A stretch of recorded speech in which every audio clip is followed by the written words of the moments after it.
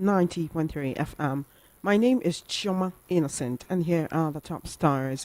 Israel expands military ground operation in Lebanon. Presidential aide rubbishes CIA asset claim. NSA claims the Karawa making a mistake. Nobody dares Tinubu and wins. Wike vows Atiku can secure PDP 2027 presidential ticket, and the Falana knocks Wike over car and house gifts to judges. Details now. Thank you for staying with us. The world news at 12 begins on the foreign scene, where Israel's military ground operation in southern Lebanon has been expanded. According to the country's defense minister, Israel Katz, Israel launched what it described as a limited ground operation to expel Hezbollah from southern Lebanon early last month. There were nearly 20 Israeli airstrikes against what the Israeli military described as Hezbollah infrastructure in southern Beirut on Tuesday and Wednesday. The newly appointed defense minister maintained that Israel will not agree to any ceasefires. On Wednesday, Hezbollah said it had carried out at least 20 attacks against Israel and its troops in Lebanon with drones, missiles and rockets, saying its actions were in support of the steadfast Palestinian people in the Gaza Strip and in defense of Lebanon and its people.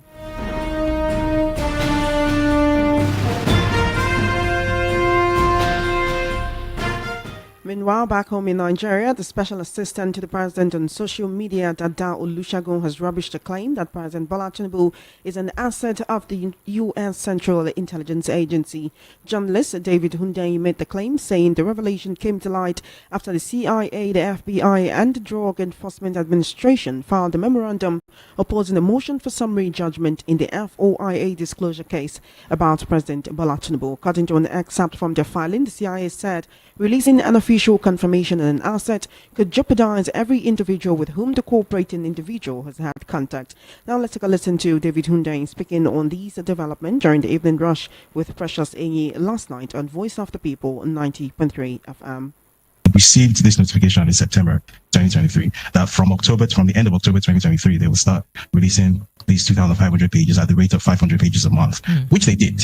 However, the problem was a lot of these pages had content that was redacted. So when something is redacted, it means that it's basically blacked out. I mean, even with the redactions, if you read those documents in context, it was still clear and obvious what these documents represented, because these documents were all records of a heroin trafficking investigation that involved Bola Ahmed Tinubu. It was very clear that my story held up, and it was very clear that based on what was in these documents, it's fair to say from a journalistic point of view that Bola Ahmed Tinubu was in fact a drug trafficker. He was involved in heroin trafficking. That's an empirical fact that could be established with these documents, even with the redactions.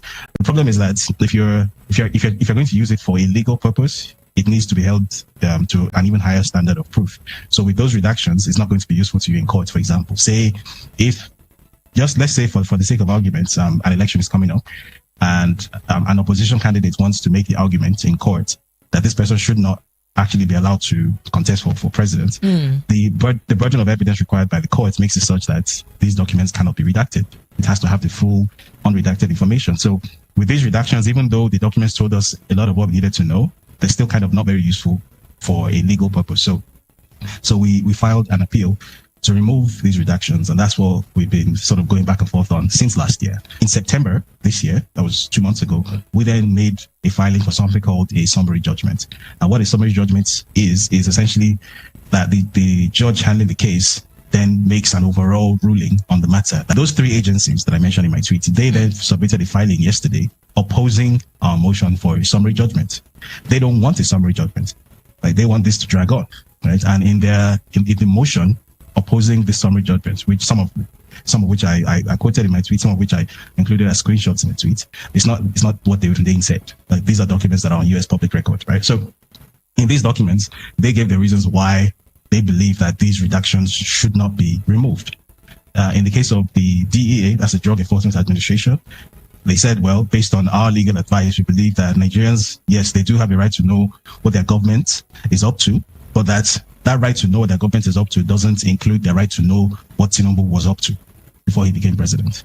Oops. Which I consider to be a completely nonsensical argument to make. You cannot say that Nigerians have a right to know what their government is doing, but Nigerians don't have a right to know what their president was doing before he became president, as if that has no impact whatsoever or no bearing on his performance or his actions as president. But that's the argument that they made in court, and this is written in black and white. So I included that in the tweet. And then more importantly, the CIA then effectively gave him away, because bear in mind that we didn't go to court asking the CIA, is Bola Tinubu a CIA asset or not? What we were asking for was these drug trafficking investigations and any other records that you hold of this person, they should be released to the public and they should not be redacted. That's what their initial response to this, which I think this was sometime earlier this year, their initial response was something called a GLOMAR response. So a GLOMAR response, that's GLOMAR. A GLOMAR response is basically, we can neither confirm nor deny that these records exist, blah, blah, blah, blah, blah. That was what their initial response was. So we had gone back to the judge saying, you cannot use a GLOMAR response in this case, because this is a case involving a public official. You cannot say that you can neither confirm nor deny so and so and so, because the public's right to know, the right of 230 million Nigerians to know what their government is up to, what their president is up to, overrides any sort of argument that CIA wants to make about whether they can confirm or deny this. That was the argument that we made. And then in the filing submitted yesterday, 2 days ago, the CIA then said that, well, the reason that we invoke a GLOMAR response, the reason we can neither confirm nor deny this is because if we confirm or deny that these records exist and blah, blah, blah, then we could be harming an asset.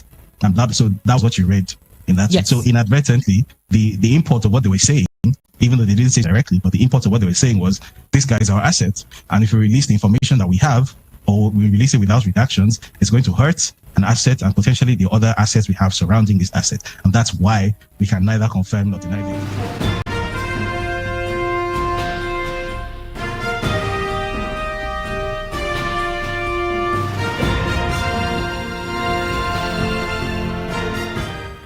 In the meantime, the National Security Advisor Nuhu Ribadu has warned the new Islamic sect in the northwest known as Lakurawa that their days are numbered if they don't desist from acts of terrorism. Ribadu, who spoke at the opening ceremony of the Comptroller General of Customs Conference in Abuja on Wednesday, boasted that nobody there's President Bola Tinubu when gets away with it, insisting that the terrorist group have come at the wrong time when President Bola Tinubu is in power. The NSA vowed that they would be kicked out of Nigeria. Last week, the defense headquarters confirmed the emergence of a new terror group known as the Karawas in the northwestern state of Sokoto and Kebbi. In a recent development, the Minister of the Federal Capital Territory, FCT, Wike, has said there will be no chance for the 2023 presidential candidate of the PDP, Alhaji Atiku Abubakar, to secure the party's ticket in 2027. Wike disclosed this during a live media parley in his office in Abuja on Wednesday, responding to a question about Atiku's recent claim that his economic blueprint would rescue and serve Nigerians better than the current administration's approach. Wike said Atiku had previously presented his blueprint to Nigerians who rejected him. We can enforce that Atiku severally presented this blueprint, but Nigerians do not want him. Atiku, who was the PDP presidential candidate in 2023, had recently said if he had won the election, he would have done things differently from the president, and Nigerians would not have been faced with this current level of hardship.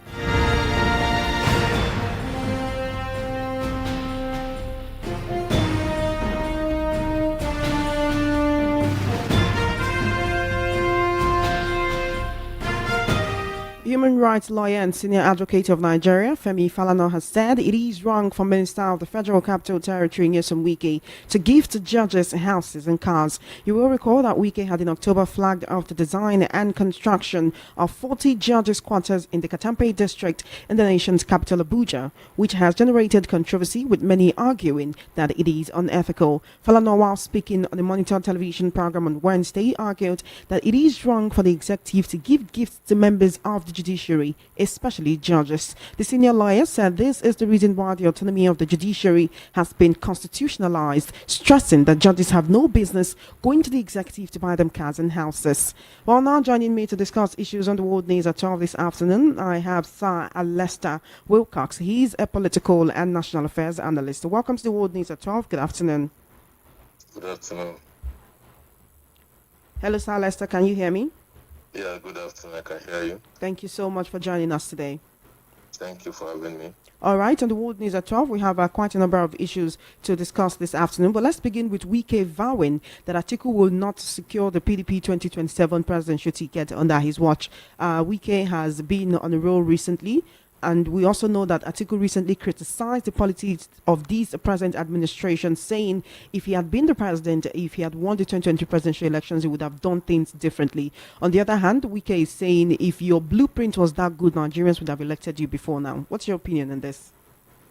Well, I think that is between the PDP establishment and Atiku's ranting, and also with Wike's aggressive attitude towards. So that's just within the realm of the PDP.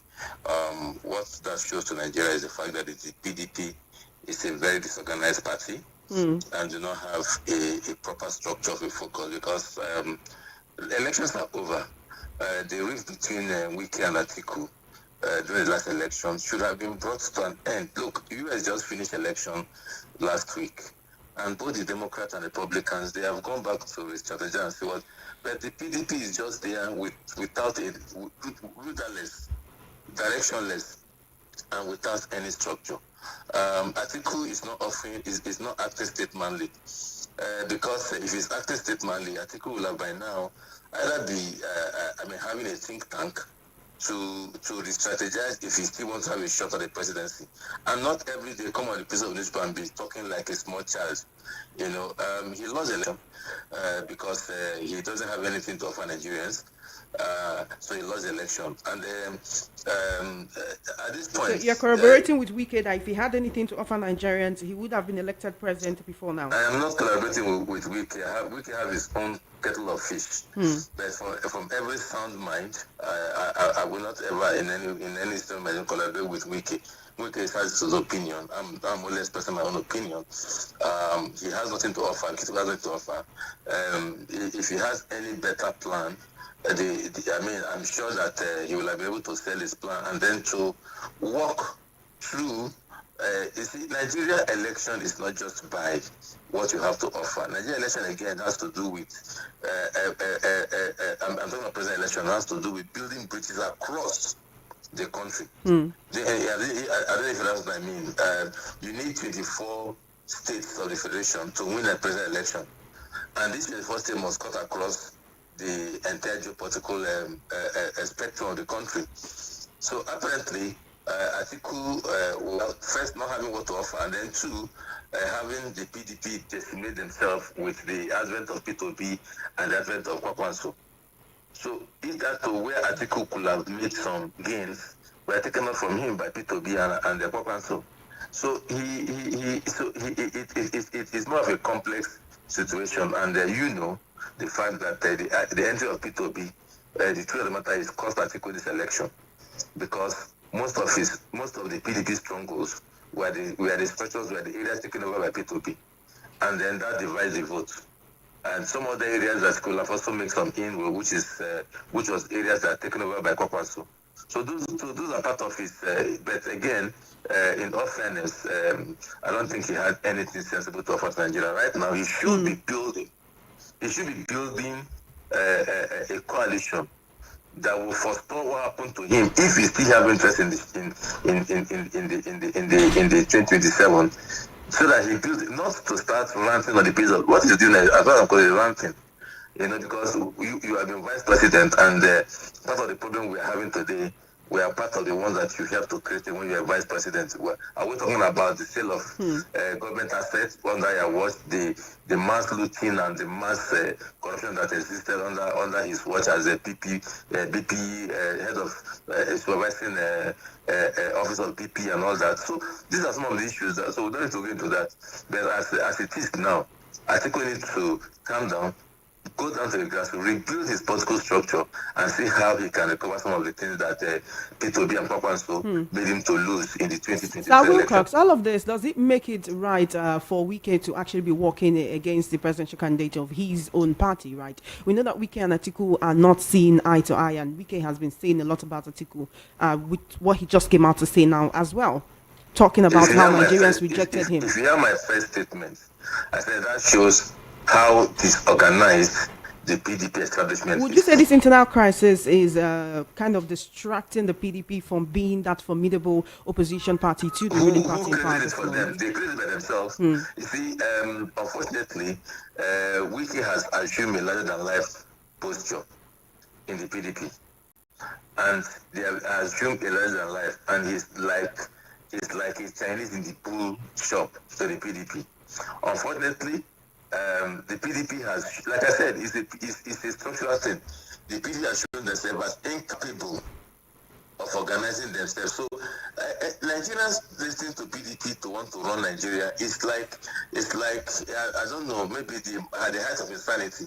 Because if a party cannot organize themselves and allow one man talking about his own Wike to be playing on them all this while, Wike has been playing on PDP right from the time of they brought in Ahmadu Sheriff. Wike has been playing on that party. And maybe using the resources of River State to be playing on that party. So the party ought to have done something about it before now. Let's talk about what's happening in the FCT as well. Has allowed that to fester for this long. You see, when you have a plant, you can oppose it. When you have an iroko tree, you take something else. So they allow Wike to make it an iroko tree in PDP. Do you understand? So that shows that politicians in this country has no value, has no brain, has no head. And any of us who are on watchers fighting and killing ourselves over them, we're just being men of I don't know for want of what to call it. Because if Wike brought in Ahmadu Sheriff, brought in his brother Secondus, brought in Ayu, this is one man running the show. And so he has built a lot of capacity over this period. So Wilcox, it seems that Wike has taken this same attitude that you're talking about to the FCT, right? Where he has this war against beggars, and many people have been divided talking about that. But I want to focus more on his building houses for judges in River State. Senior advocate of Nigeria and human rights activist Femi Falana has come out to say that it is not right. We also have Inibehe Effiong, another legal practitioner, coming out to say the same thing. But Wike is justifying this by saying that building houses for judges in Abuja is not to compromise the judges or to compromise the judiciary for political or otherwise kind of gains, but that this construction of houses for judges was not his policy but part of welfare packages designed by the president for judges to promote the independence of the judiciary. Is that not ironical when you look at it, Sir Wilcox? Well, unfortunately, in this country we play a lot. We play too much, and we every day we are damaging the fabrics of our society. Every day. And unfortunately, the people that should speak out, now Femi Falana is a lone voice. In it's just a lone voice. What is the body of lawyers, that is the NDA, what is their stand? You see,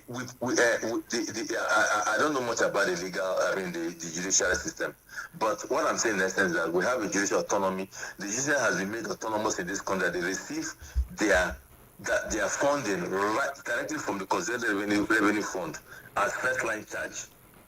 The judiciary in this country has been made autonomous in terms of their accountability, their funding, and everything. Therefore, they're talking at the federal. Therefore, for Wike to be using the resources of FCT to build house for judges is nothing other than bribery.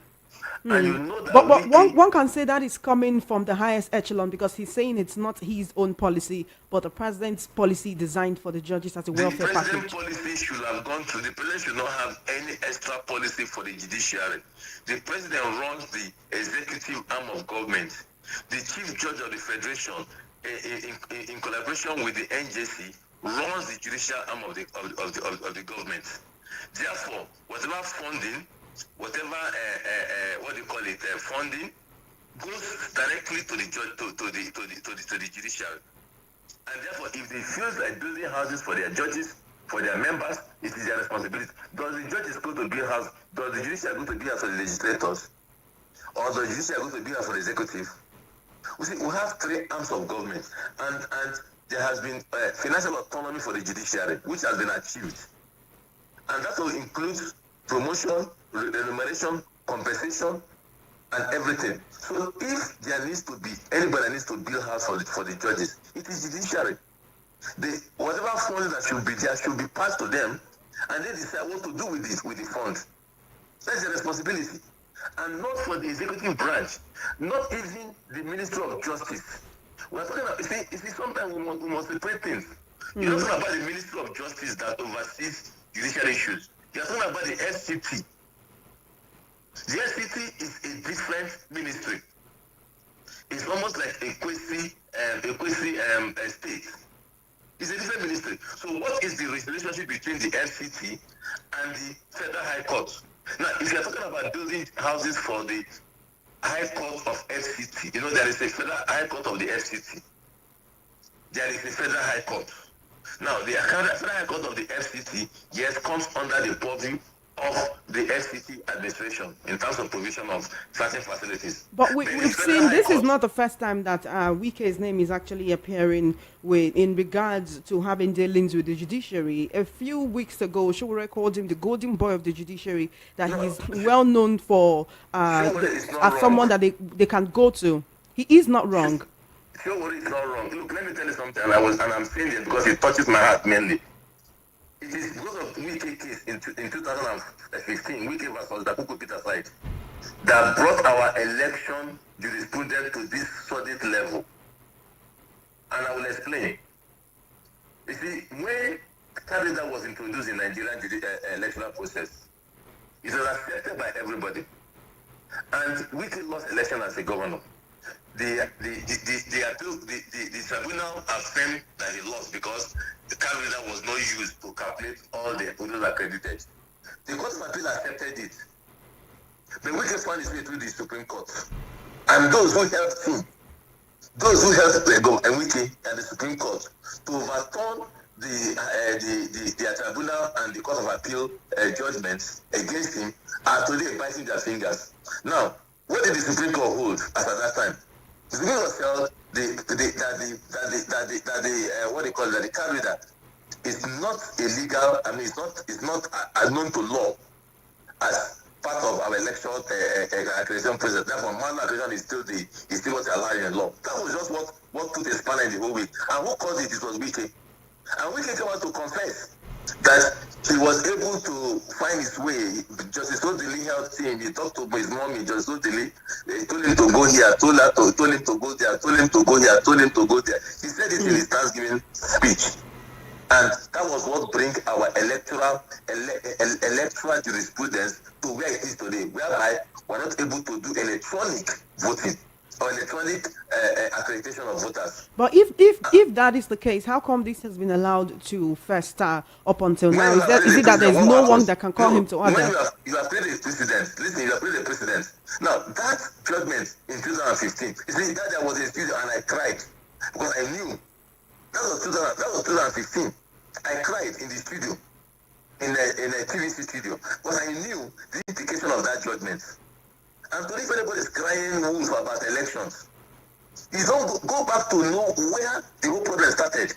It was Wike. And that again helped Udom Emmanuel to also have his own election upheld. It helped, the man from Delta, to have his own election upheld. Because they believed that it is that Canada was not. I don't know how right it was. Sir Wilcox, because of our time, I want to quickly talk about a few more issues. Let's talk about insecurity. Look, let me tell you, we're not helping ourselves. And if people like Wike will just be in this country and be damaging things to the judiciary, bringing the judiciary to disrepute, now it is to be hard for them. And so, and we know all the cases. We know how they are using the Federal High Court to create problems in River State. And this is the that we are all looking for the betterment of the country. I think. I'm with you, Sir Wilcox. In all of this, it's more or less dumbs down the independence of the judiciary that we've always advocated. But I want to quickly talk about insecurity before we talk about another pertinent issue because of our time. The National Security Advisor is claiming that the new terror group, the relatively new terror group, Lakurawa, is making a mistake as nobody dares President Tinubu and wins. The question I just want to ask is, what does it mean by nobody dares the president? Aren't they already daring the president, the military and all our security agencies? Hold on, do you believe him? That nobody, that Lakurawa is making a mistake and nobody dares the president and wins?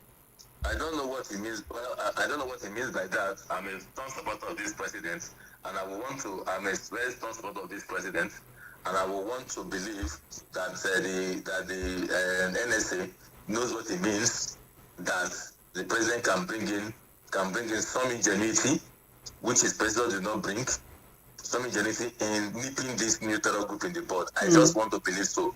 But if you ask me, I don't believe him. It's not because I don't support the president or I don't believe in capital of the president, that I don't believe what he's saying, that they are making a mistake. This group has first start. For them to be in the limelight means they have had some foothold. So it is not for the NSA to be saying who nobody should dare President Tinubu. It is for the NSA to now go to, because that is his work, to now go to work and ensure that this thing is nipped in the bud. What will the president? Does the president carry gun? Will the president carry gun and go and stand in the bush, or what? So he has a responsibility, together with the chief of with the defense minister, the service, all the service personnel, to ensure that this terror group do not fester and do not and are being curtailed right wherever place they are and be extinguished. Not to be said we kill close and be talking from left to right. Mr. Wilcox, there is a lot of issues actually that the president needs to attend to. I don't know if you are privy to this information shared by David Hundeyi on Twitter about 2 days ago, and it's been the talk on social media where the sentence Tinubu is a CIA asset has been trending on social media. I don't know if you've been privy to that. Although the presidential aide, the Olusegun has... I don't believe in David's ranting. I may just keep that. I don't believe in David's ranting. You do not believe in David's ranting? Yes, even though he's gone to court and then the FBI, CIA, and DA have all come together to give their own... David's ranting. David has been ranting for God knows how long, and they keep ranting, so he will keep ranting. So you do not expect that the president or his aide will react to this new development? That would be a waste of precious government time. Since you do not believe, like you say, in David's ranting, you don't expect the president to pay him attention? I don't believe any reasonable Nigerian should pay David attention. All right then, Sir Wilcox, I must thank you so much for joining me on the World News at 12 today. It's always a pleasure speaking with you. We do appreciate your presence.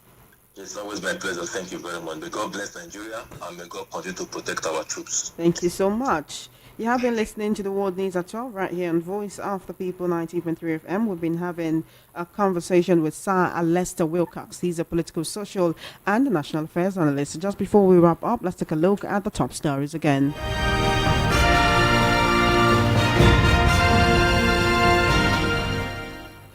You heard that Israel has expanded its military ground operation in Lebanon. Presidential aide rubbishes CIA asset claim. NSA claims Alakurawa making a mistake. Nobody dares Tinubu and wins. Wike vows Atiku can secure PDP 2027 presidential ticket. And the Falana knocks Wike over car and house gifts to judges. And that is a wrap on the World News at 12. My name is Choma Innocent. Good afternoon and thank you for listening.